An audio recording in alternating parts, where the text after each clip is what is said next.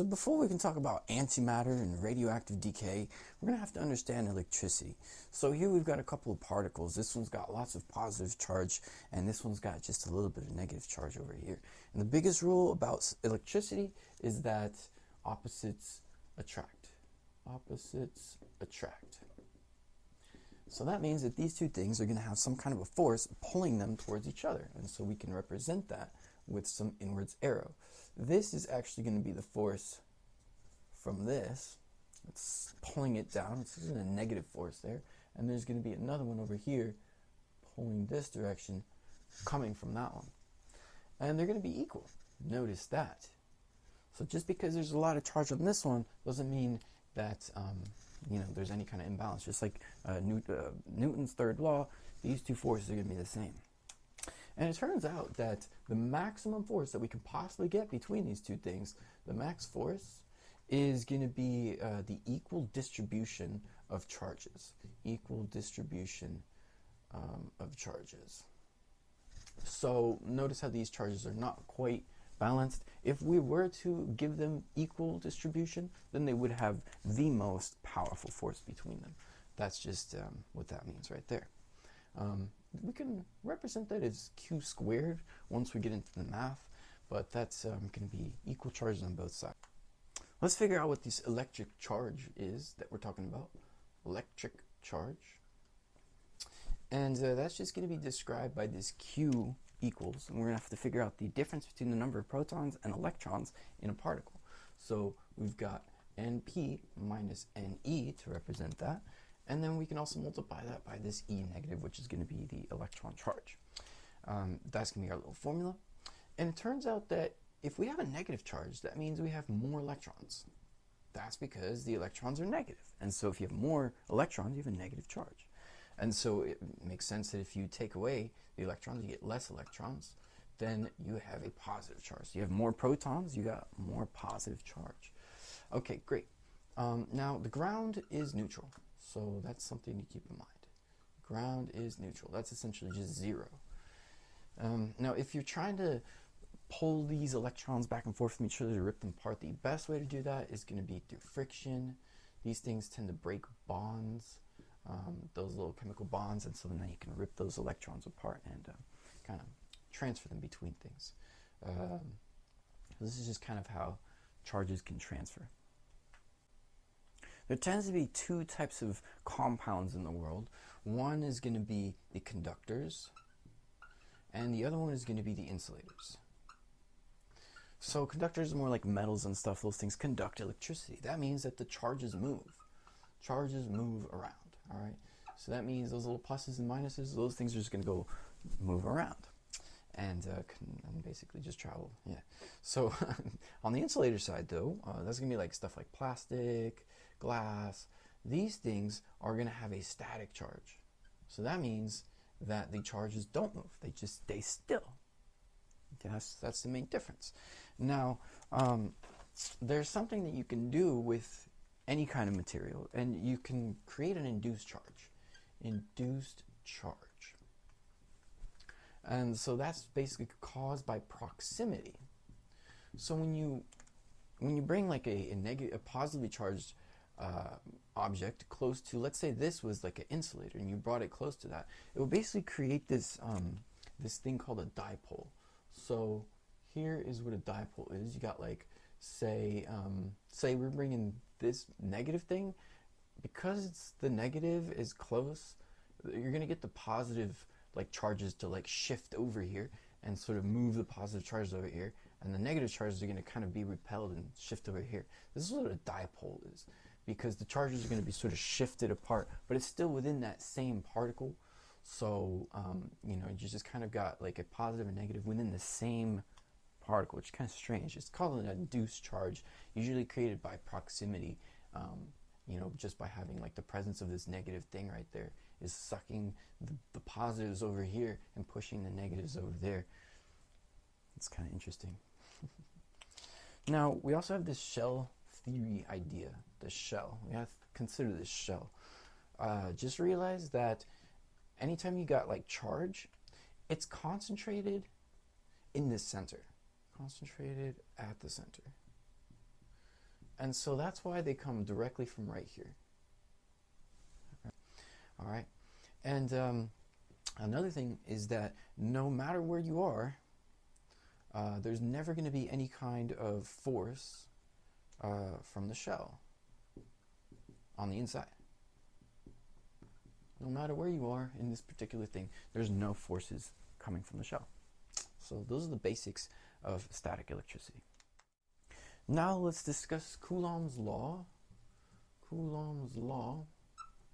This is going to work for points and spheres. And it's the magnitude of this red arrow over here. So that would be F equals 1 over 4 pi. And then we've got the epsilon naught right there. And then we got Q1 times Q2 over R squared. Let's define some of these things here. Usually this portion right here is going to be just marked as K. This is 8.99, or just 9, times e to the 9. And we got Newton times meters squared over Coulomb squared.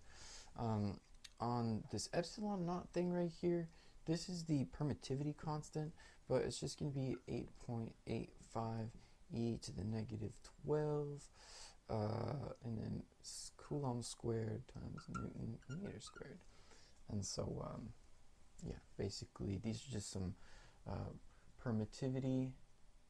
These are just some constants that we have to sort of understand.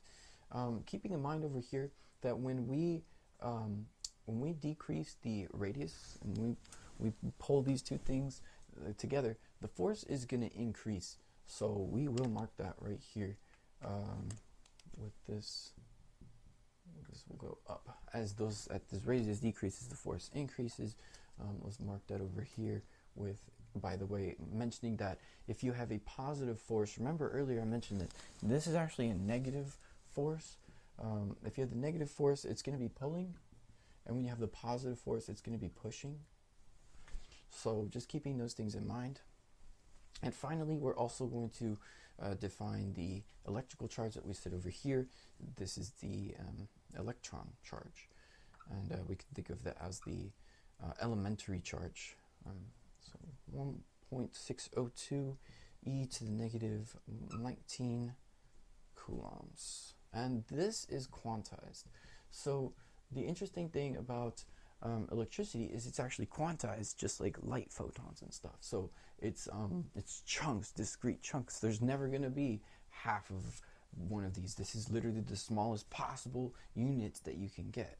And we also have this thing called current that you might have to calculate, which would be the flow of charge in one particular spot.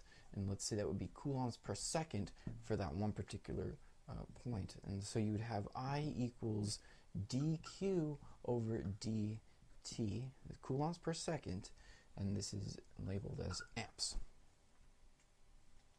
Interesting. Let's review the basic composition of these particles. Usually there's going to be electrons, and those are marked as a E minus, and then we would have protons.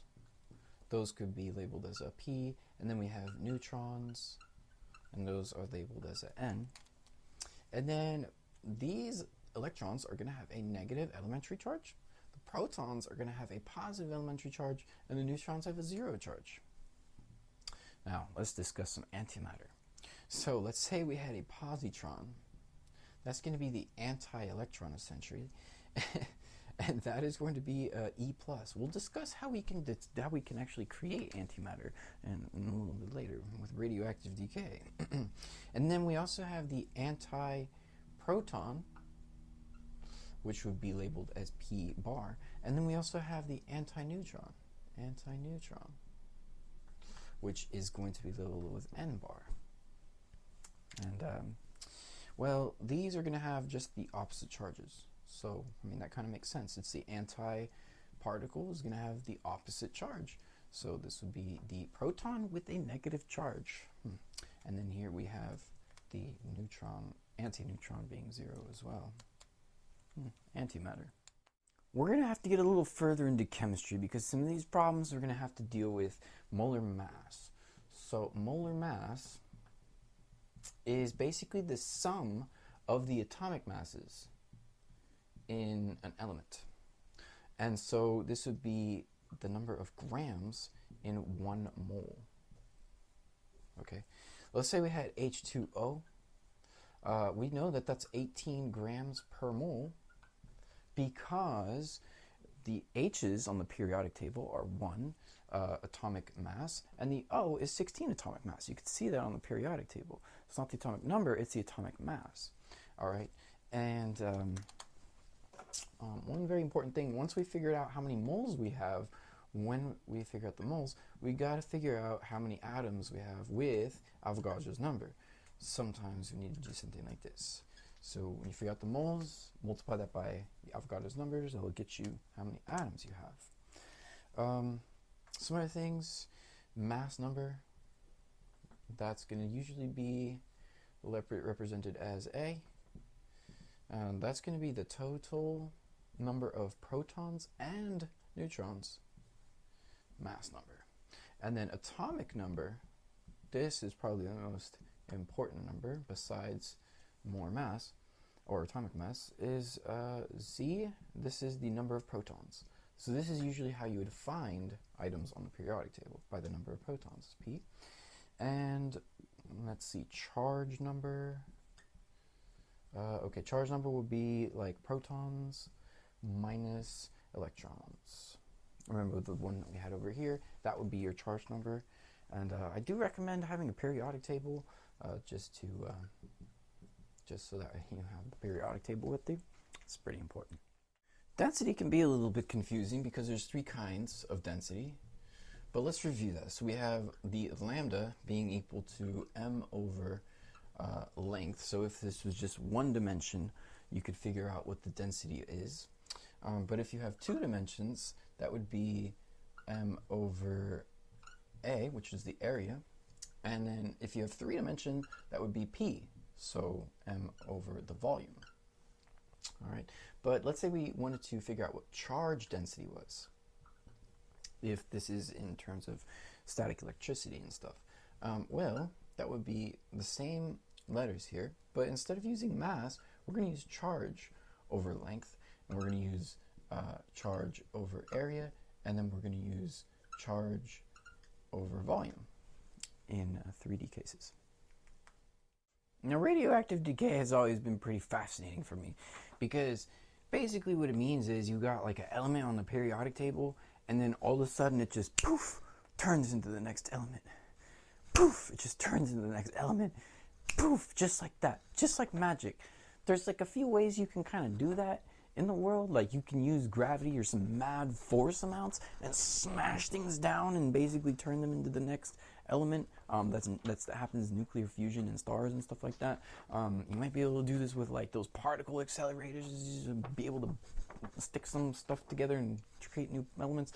And the other way is through radioactive decay. So let's figure out what that is. Radioactive decay. So let's say we had this item, this compound number 92 uranium from the periodic table, 23892. That's uranium. And what's going to happen is if you have alpha decay, you're going to get this alpha thing that just basically gets spitted out, and that's a helium. Helium atom. If you look over here, it's a 2,4. But yeah, this all of a sudden just gonna pop into the next molecule atom thing. So yeah, it's just gonna be 23490, and that's thorium. So this is called alpha decay. This is kind of a strange phenomenon in the world, and I mean, besides this is kind of the first little glimpse that we can kind of get the hang of this as basic math. Yeah, basically you take this compound and you're gonna subtract 2 from this side and 4 from that side, and you're just gonna poof into the next compound in the periodic table. It's very peculiar stuff, guys. So anyway, we're looking at the next thing here. Now, the next most common radioactive decay might be pair production, because these electrons and these positrons, like, how do you create them? Well, let's say there's a really intense gamma ray, right? This thing, for some reason, it can split apart and become like, you know, it can become an electron and a positron. It can just split apart. This is called pair production. Pair production. You know, this is some crazy stuff as well. You could also have the vice versa happening, but what will happen, you'll get two gamma on the other side, and this is annihilation. And there's also one more that we can kind of take a peek at. It's called electron capture. A proton can eat an electron and become a neutron and emit a neutrino, and that's called electron capture. So there you go. These are just some ways that that you can get some radioactive decay, and I mean, it's not too complicated, right? It makes sense. You know, we'll get into this stuff a little bit more with the advanced math a little bit later, perhaps. But anyway, this is some interesting stuff, and it turns out that static electricity is a little more interesting than I expected.